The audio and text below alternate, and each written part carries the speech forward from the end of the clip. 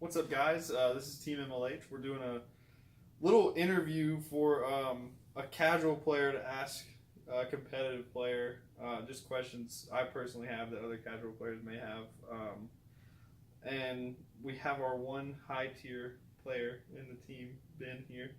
But let's go ahead and get right into it. So, what makes you play competitive over casual? So for me, the competitive aspect of it is always, there's not really a better way to put it other than it feels good to win. And I enjoy playing the competitive strategies like Salmon Great right now is a really fun deck for me. That's really all there is. Just having that competitive edge and knowing that I can invest and get results instead of investing in the casual strategies and not get results. Yeah. If that makes sense. Yeah, that makes sense. Who doesn't like winning? Exactly. I understand that. I choose it as a serious hobby, so I'm going to treat it as such, and I'm going to try and get the results from that. Right, exactly. Did you ever play casual before? Yeah, for a while. I'm actually new into the competitive scene. I've always tried to kind of come up with the casual rogue decks and try and make them competitive. I don't know if that means I'm playing casually still. Yeah. But I mean, at my locals, yeah, I am. I don't know if I'm really known for this, but I play Flower Guardians a lot, which is probably about as casual as it gets. Yeah. So in that aspect, yeah, I have played casual. Okay. Now, like, generally, what got you into Yu-Gi-Oh in the beginning? Like, what drove you into I think it's something I've always played. I remember even like in high school, I don't remember how it started, but I think the first archetype I ever actually played was Battle and Boxers. Yeah. They were very low tier then, very low tier now. Right. Sorry, Battle and Boxer people. But yeah, like, I don't know. I really don't remember what got me into it. I just know it was something I've kind of always done. Right. Okay. Now, compared to what type of stuff you use now, what kind of stuff, you've used in the past, what was your actual, like, first deck you ever used? What was the first one you got good at and ran? The first good one I ever had would be Invoked Windwitch Artifact. It was popular during Zoo format. It was kind of the anti-meta deck at the time, where it was you would sit on Crystal Wing, Raijin, and a Sanctum if you got lucky, basically. Right. And that was kind of my go-to strategy, because as soon as Invoke came out, I basically fell in love with it, because I always loved the fusion, the fusion aspect of the game. Yeah. And it's not because of nostalgia purposes or anything like that. I don't know. Maybe I just love purple. I like the fusion decks. I mean, I built the Glad Beasts. They're fun. They're not good anymore, but they're fun. So this kind of it's general, but it's also, I kind of want to hear more in depth, like, not every format, but just the bigger formats that went around. Like, currently, what is your favorite deck, and what were your favorite decks as, Yu-Gi-Oh has evolved into the game it is now?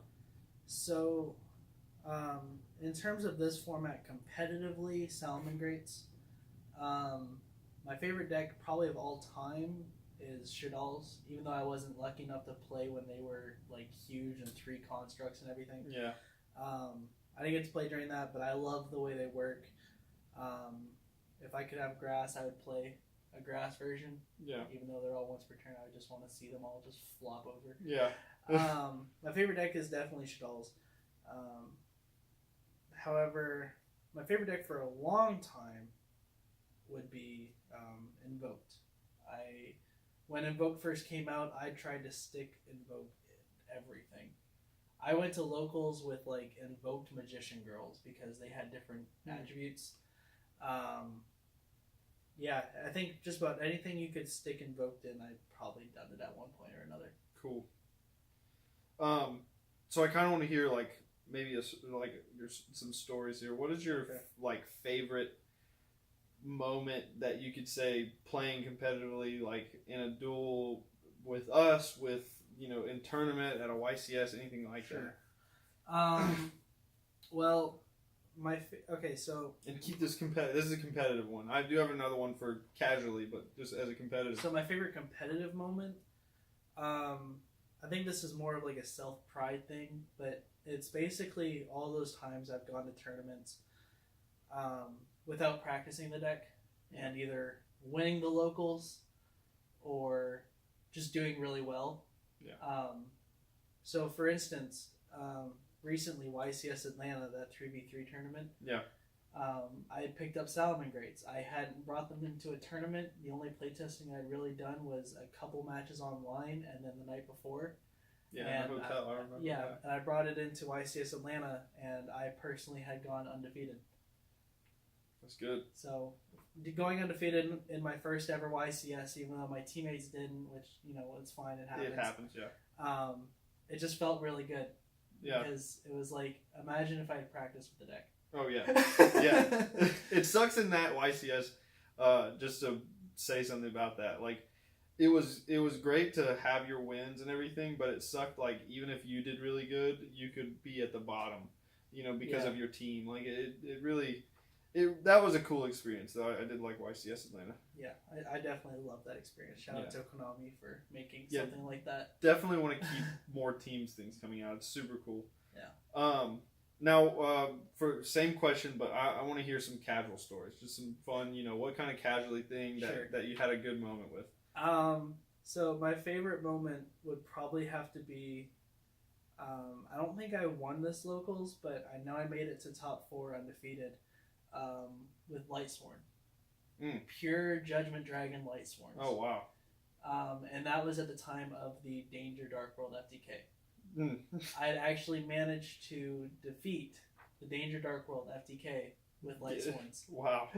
So you got past that. That's crazy. I got past it, yeah. That was probably my favorite casual moment.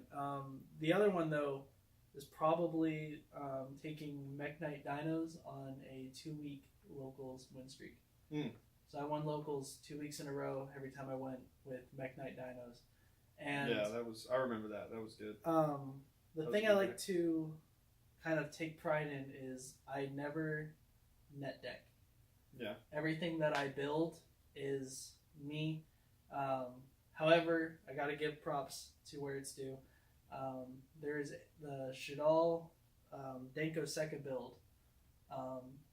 Clay had helped me out a lot with that. So that kind of has to go to him. Yeah.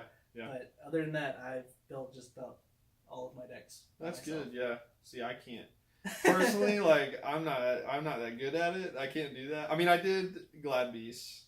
I did build Glad Beasts on my own. That was one deck that I've actually done on my own. But everything else I've had like BAs.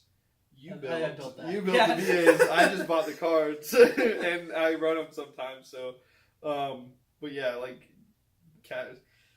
As a casual player, like, I feel like moments in casually, like, I respect the competitive playfield and competitive players, but as a casual player, it feels so much better to get wins and stuff. I'm sure you can understand that, like, when you win playing a casual deck than when you win competitively, like, I mean, I've heard your story about bringing Flower Guardians to locals, and it's like undefeated, and like undefeated with Flower Guardians. That's just crazy. But like, I mean, like I've won with UAs before, and it's it's so much better feeling. Yeah, it feels better to win with a casual deck instead of when I brought the Orchist, the Azathoth Turbo.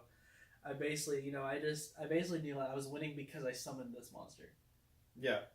I knew I won that duel because I summoned Azathoth. It wasn't because, I had outsmarted my opponent, although maybe I outsmarted them by playing Azathoth. I don't know. That was the same day that I made it to top 4s with you guys, and you had the Azathoth. You had the Azathoth Turbo, and I beat you somehow.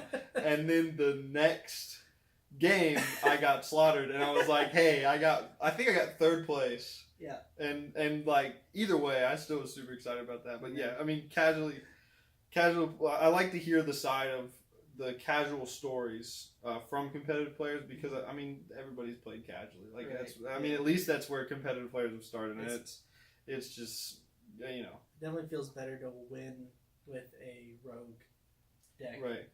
Than... Oh, yeah. Yeah. Yeah. So my last question is how does it feel to be degenerate in a children's card game? So degeneracy is, I mean, it's an issue. Yeah. But in my terms, degeneracy is the break my board decks. Yeah. The ones where watch me play for 10 minutes. Yeah. And then, how Gokis were. I hated Goki format. And then, have fun, right? Yeah. Let me set up these 4 negates, these. Well, I mean, one of the meta decks right now, the one I'm actually not playing, is Danger Thunder Dragon. Right. Watch them go. Yeah. Did you open a hand trap? No. Well. Yeah. Well, that's it. Yeah. Yeah. I. It's more of a joke question, but like I can see I mean. Because Salamangreats, and I don't want to interrupt you, but Salamangreats, I just feel like is probably the least degenerate. Yeah. Because the only reason, well, not the only reason they win, but like the main thing they have is recursion. Yeah. Right. So we're not setting up this break my board. We're setting up like a going first board, right? Just a typical going first thing, and then it's up to you to determine if we come back from that. If you make it so that like we can't come back, we lost. Right? Yeah. That's it. Like, Salamangreats don't have a multi-roll. Yeah. They don't have, the amount of protection that Colossus has. Right. So, like, the Salamangreat boards are breakable. It's just how well can my opponent play. Right. That determines if I win. Yeah. The Salamangreats are definitely, they're breakable, but they're just a little bit harder to break. That's the only, and then and then there's the difference with Sky Striker, where if you don't kill me that turn, I'm gonna either multi-roll everything back, or I'm gonna gain so much advantage that there's no hope for you. Right. And when they have Widow Anchors, it's just kind of you're not gonna kill them that turn, so it's. And the last thing I want to put in, the children's card game aspect. Yeah. I don't believe this is a kid's card game anymore. Yeah, it's because I would like to see someone take a 7-year-old and explain them Link something. I feel like Yu-Gi-Oh has definitely turned into a generational game. Like our generation grew up with it. Yeah. Like the rules were easy when we were kids, so we could understand them, and then as we grew up, they got harder as we became more logical and could understand the rules as they got more difficult. So. I definitely agree with you on that. Like I said, this is more of a joke question, just because casual players always are going to talk like that about competitive players. But out of the field would be a meta sheep, right? But I feel like if you're going to play in tournaments and stuff like that, like it's one thing if you're just playing with your friends, and everybody's going to be playing casually. I'm not bringing Danger Thunder Dragon or Sky Striker to like our group hangouts. Yeah, exactly. Everybody's playing their favorite decks just for fun. Exactly. And just playing around. I mean, we sat after we made a video for like an hour playing UA versus Cardigans. Yeah. That was. And that was one match.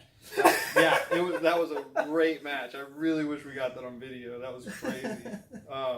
We'll get it at some point. We have to get that. But yeah, that's really it. That's all the questions I have for you. So. If you have anything else you want to say about competitive play or anything like that. No. Treat your casual players nicely, fellow competitive players. They're really not that bad. Yeah, guys, we're we have a whole team that is like MLH. It's literally we have everybody in the team, so it's treat us nicely. We're cool. We're nice people. Official spoiler: Team MLH is team mid, low, and high tier players. That is what it stands for. That is what it means. Yep. And that is what we have. Exactly. That's literally like exactly what we have on the team. So, anyways, thank you guys for watching. This is Team MLH. Remember to subscribe and comment any questions you may have or anything like that. If you have any ideas for a next video, I personally would like some questions and stuff for stuff like this. Like if we do another, some more. We're trying to do more kind of conversations. Yeah. For you guys to watch, so you can get more into the game and everything. Get to know us. Get to know the game. Get to know what side that you like better. Exactly. Yeah. Would you rather get answers from casual players? Would you rather get answers from competitive players? It's really gonna help people decide which Yeah, branch especially if you want to decide like where you want to go, like Exactly. if you want to play competitively or casually. But yeah, it's just really expensive. It would. Competitively. I'm a casual player, but I build like expensive casual decks. Like UAs, my UAs run hand traps and. I'm gonna stop you right there, Mister. Okay, Pot of Extravagance is not cheap. Okay. Okay, so don't play that and spend $20 on a deck. You can build UAs cheaply. You can build any deck cheaply for the most part. I mean, Salmon Greats are. I was gonna say now I think would be the best time to play competitively. Oh yeah. Because Salmon Greats are so affordable. Get yourself your Sunlight Wolves for like $15. I think they are now. Yeah. Your Violet Chimera, which is, pennies. Right. And really just buy 3 structure decks. You have your 3 Ash, and that'll get you started. Oh yeah, it's super cheap right now. And that's another reason why. And we talked about that in the last the conversation video. Is it's so cheap, so it's so easily accessible. So you see them everywhere, but they're. I mean, it's good. I guess it's finally good to have a competitive deck that's easily accessible. So if you want to try playing competitively, you easily can do that right now. So definitely try and do that. But if you do have any questions, comment. We'll try and get enough for the next one or something so we can put together some type of video so we have a lot of questions to go over. So anything you guys want answered, we can answer. If there are any questions that you guys want to have in the next discussion with a specific person, we can also try and make that happen. Yeah, that would be cool. That would be really cool. So remember to subscribe, hit that like button, and comment any questions you got. Thank you guys. We're out. And